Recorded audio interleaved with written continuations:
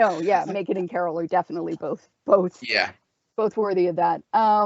Okay, so like I said, I approached M.R. James more through people who had been influenced by M.R. Yeah. James, and then eventually ended up, falling headfirst into a pile of haunted bedrolls, and suddenly going, "Oh my God, this guy's great! Yes. This guy's Yes. amazing." Um, More than anything else, when I was first reading horror, it was pretty much all ghost stories. Yeah. And what attracted me to James is that his stuff will seem very kind of soft and kind of stiff and kind of British and kind of, let's face it, this is a guy who uh, enjoyed boarding school so much that he stayed there the rest of his life. Yeah. Um, eventually ending up as, a dean. Yeah. Yeah. He very much um, liked that sort of that kind of cloistered atmosphere. yeah, very cloistered atmosphere. I mean, he's a guy who came out of, a background which was very much Church of England and, very much academic. And it's like you go into the church, you go into academics, he sort of did both again because he went into religious studies and, you know, um, So a very cerebral, very sort of yeah, rationalistic kind of thing, and then yeah, yeah. writes And fiction. yet totally devout. So already there's this superstition, there's this religiosity, there's this sense of good and evil as Yeah. just being parts of the world, the two Yeah. currents that are constantly around you, I think, I always. mean, to the extent to which uh, some degree of rationalism and a belief in God would necessarily be seen as a kind of a contradiction. I don't know if that would that have really been the case though for someone of James's No, he generation. was he was I mean, I do think he was a pretty rational dude. But he was very much his idea of religion came from the Middle Ages. Oh He yeah. was he was a medievalist. He was an antiquarian. Yeah. That's why Ghost Stories of an Antiquarian was his first book. This is true. Yeah. And almost all his narrative characters, almost all his POV characters tend to be versions of himself. So it's Mm. like a guy who is on, taking a bicycle tour through Suffolk, Yeah. going to churches Yeah. because he likes doing that and, taking rubbings on gravestones. And, it's like, oh, may I look through your church records? Oh, of course. Yes, please come in. You know, Yeah, I mean, um, he's often present in his stories as an I mean, the yeah. warning to the curious is Yeah. written very much as if, I mean, certainly if I don't know if the BBC did a number of adaptations around 2000 with, well, Hmm. it was basically Christopher Lee playing M.R. James and basically reading his stories to, Yes, yeah, because that's what he wrote the stories to do. He yeah, would try to make sure that he always had a ghost story ready for Christmas. of course, And he would invite, various younger dudes that he liked who were students to come to his chambers and, you know, um, drink sherry and, make wry jokes and then hear a ghost story. yeah, And, I mean, there's people go back and forth about whether James was gay and just super closeted. Certainly, certainly, I think E.F. Benson was pretty gay, and the Benson Benson. brothers all had their own thing going on. I was, oh no, I was going to ask if he wrote Morris, but that was Ian Forster. I keep getting That them was mixed Ian up. Forster, yeah. Yeah. But the Benson brothers and James all knew each other. And I think of the Benson brothers, at least one of them ended up going into the church. I mean, wasn't their father like a bishop or something like that? I'm gonna. I honestly cannot remember. I really should have done a bit more research on some of these No, guys. don't worry about it. But the point being that I think that to him, I think that to James, and you certainly see that throughout his stuff. There's a certain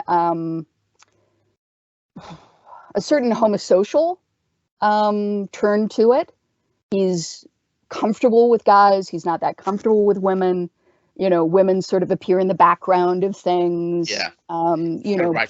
People don't tend to have wives. People don't tend to have, girlfriends or anything like that. Maybe like they live with an old aunt, who sets out their stuff in the morning or whatever. Your sister, like in the Stalls of Barchester. Yeah, exactly. But pretty much always it's a very asexual, cloistered existence where your obsessions don't tend to be overtly sexual in any way, and yet we being who we are, we being the weird moist monkeys that we are, stuff comes out in other ways, and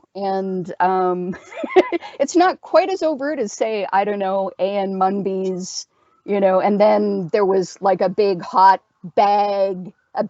hairy bag that suddenly attached itself to my face in the dark. It's like, oh, I wonder what that's about. It's basically teabagged to death by a... But yeah, he had a certain obsession with spiders, a certain obsession with toads, reaching underneath things and finding mouths surrounded by hair. Yeah. Freud is just, I can just hear Freud scribbling notes frantically. Yeah, absolutely. But what I really love about James is that he manages to, he will get you into this very palpable sense of, this is normal. This is a normal person doing normal shit, in a normal world where everything is perfectly normal. And then before you know it, a bolster falls out of a cupboard and fastens its teeth in the neck. And James's, this is the thing, James's ghosts are, these are not sort of like, filmy, diaphanous, they really are not kind of shit. They have a physicality to them, and they're very rarely recognizably human, or they're barely human. I really think they're a lot more like demons. I don't agree with everything that Mark Gatiss posits in his documentary on M.R. James. But I do believe that if you look at the medieval manuscripts that he was examining throughout his life, you will see a lot of things which will remind you of stuff from, not just because, really I think the first story he wrote and published was the scrapbook of Canon Albert's scrapbook. And Canon Albert's scrapbook literally is about a guy who finds a horrible drawing from a medieval manuscript that somebody has cut out and stuck in a scrapbook. and as he's looking at it and going, oh, that's horrible. Oh, it's so hairy, and its jaws so shallow, and oh, those hands like gigantic tarantulas, and oh, it's very much like this thing that's right next to my head. It's that there's that view, there's the rationalistic, humanistic kind of world that James inhabited, and there's the medieval world. The medieval world, as a very, very simple level, the kind of the humanist world is basically the world. Reality consists solely in what we can perceive with our own five senses, or with extensions of them, like scientific instruments. There is no, this is it. This is all there is. Which is, and I can't remember who said this, but the fundamental concept of all religions, the root of all religions, is the idea there is more. This isn't all there is. There is more than that. Yes, exactly. So, and the medieval view, kind of the medieval vision of the world, this whole kind of cosmogony, where you've got it, basically postulates this whole invisible world of spirits and some. I mean, there's both when we wake and when we sleep. Yeah. Yeah. Invisible things all around us, and but also, if you look at ghost stories from the Middle Ages, a lot of them, are very, possibly because of overlap from Scandinavian influence, the Anglo-Saxon influence and the Viking influence. But there's this real sense that, it's like if you meet a dead guy on the road, you might have a wrestling match with him. A demon might fall down on you and take you up into the air and then drop you on a church so that you get stuck on the spire. Who knows? It's like things are just as likely to beat the hell out of you as they are to frighten you and leave you to die. Yeah. And this is just part, and these are just part of the world that you exist in. Yes. Whereas in James, James kind of builds this very, very recognizable foursquare, very very materialistic kind of concept of the world around you, and then something from this medieval landscape, which is essentially the kind of landscape that Arthur Machen implicitly believed we still existed in. Yeah, exactly.